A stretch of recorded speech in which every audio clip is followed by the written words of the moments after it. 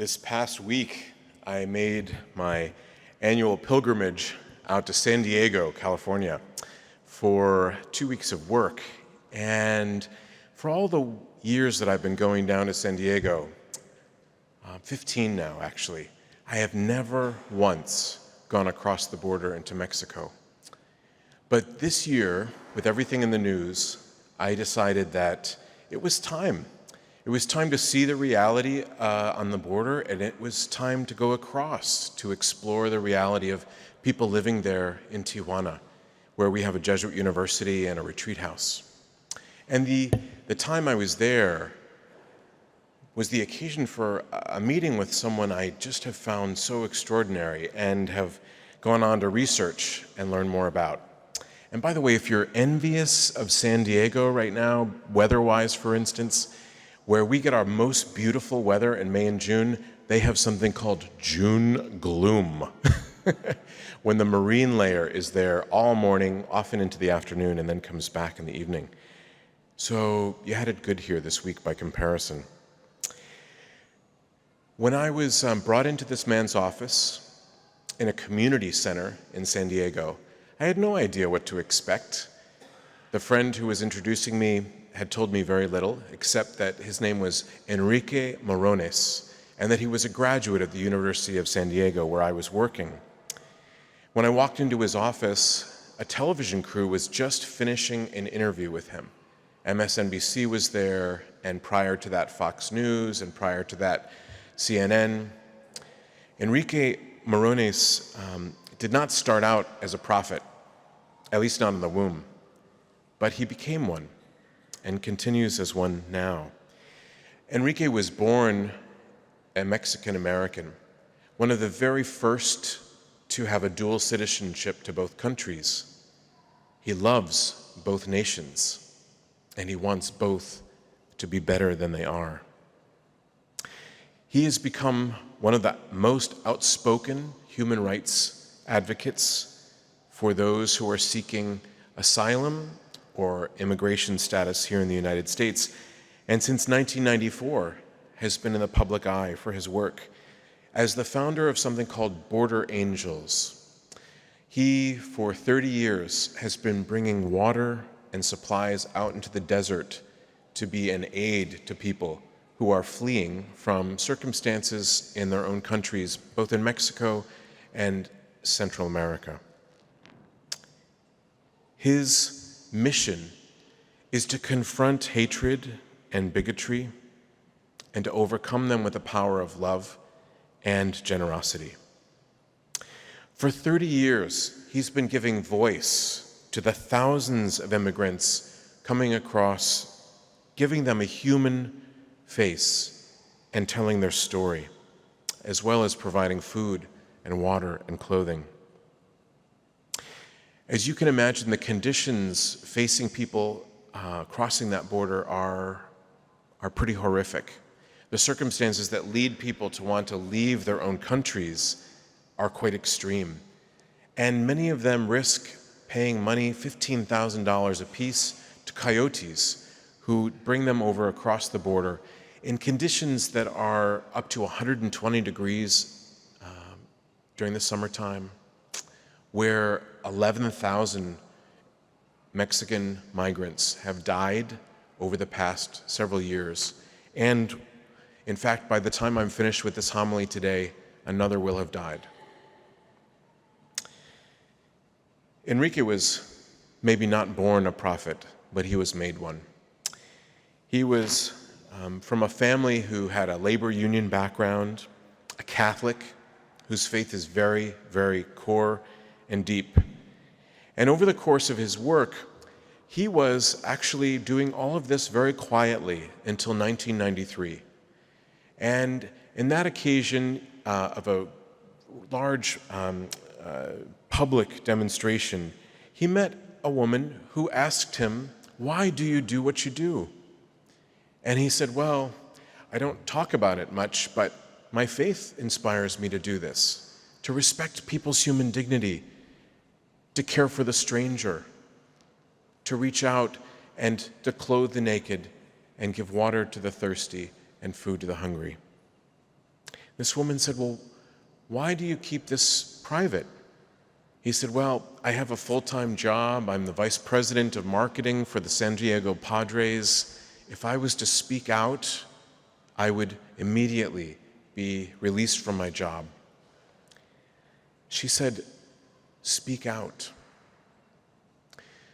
She said, "In 1968, when my husband was killed,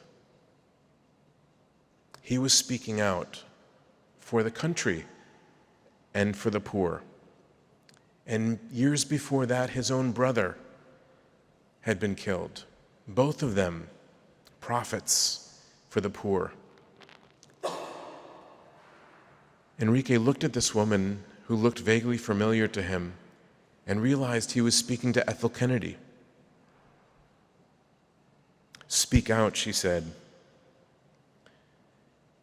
"Injustice anywhere is injustice everywhere." So in 1994, Enrique took up his public role and began to speak out. This was the time when the United States began to shift its policies and to militarize the border as a way of defending against the inflow of refugees and migrants. And I'm not saying this isn't a complicated issue. It's very complicated. And at the same time, there are human lives at stake. He wrote a book called The Power of One. And it's not so much to put himself on display as to hold up the power of God to work through any one of us to make change, to improve the lives of others, to heal, and to free, and to feed, and to clothe. That power is so manifest as he denounces injustice, as he takes on political commentators, and as he continues to advocate in this humanitarian way. So today, when we celebrate the birth of John the Baptist, who grew up to announce the coming of the Messiah, we celebrate someone who was destined to make a difference in this way. From the womb of Elizabeth, his mother. But I share this story about Enrique and my encounter with him because it's easier to relate in some ways to him than to the prophet John. Enrique's life was gradually drawn by circumstances and relationship and the influences of significant people and his experience of the signs of the times. This is what has led him to embrace this role. Now, even though you and I may not realize it, every one of us sitting in this church, if we have been baptized, has also been given the mission to be a prophet, as well as a priest and a king, in our own way. To be a prophet.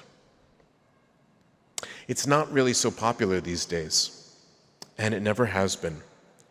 It tends to make us actually very unpopular, to create enemies, and in many cases to lead to premature death. Most sane people duck and cover when it comes to God looking for prophets in the world. And self-preservation is an important motivation. But love finds a way. We get hooked to some concern because of people we love who are suffering. We become friends, even with strangers, because we realize that, but for the grace of God, we could be in their shoes. And what would we want others to do for us? One reason we may be adverse to taking up the role of the prophet is also our aversion to anger or to hatred or judgmentalism, because we can associate that with people who take up their voice in a very powerful and strident way against injustice. But when we take up the prophet's role, we don't do so with hatred or self-righteousness, but out of love and an imagination for what the kingdom of God could be were we to live according to the way of Jesus in the world today. Last night I was cooking a dinner for people who worked with On Point for College, including Jenny Donahue, the priest Fred Daly, and a number of other folks who are committed to causes all around our community, working on behalf of refugees, working on behalf of inner city kids and their educations and getting them into college. We may have some prophetic role that we have yet to discover. And if we've never taken up a prophetic stand on behalf of the rights or the lives of others, it would be uncharacteristic and probably unhealthy to go looking for trouble. But love finds us, places a claim on us, that we would use our voice for those who have no voice, that we would use our votes to aim for a democracy and a nation that is inclusive and embracing of immigrants, the foundations of our country and our future.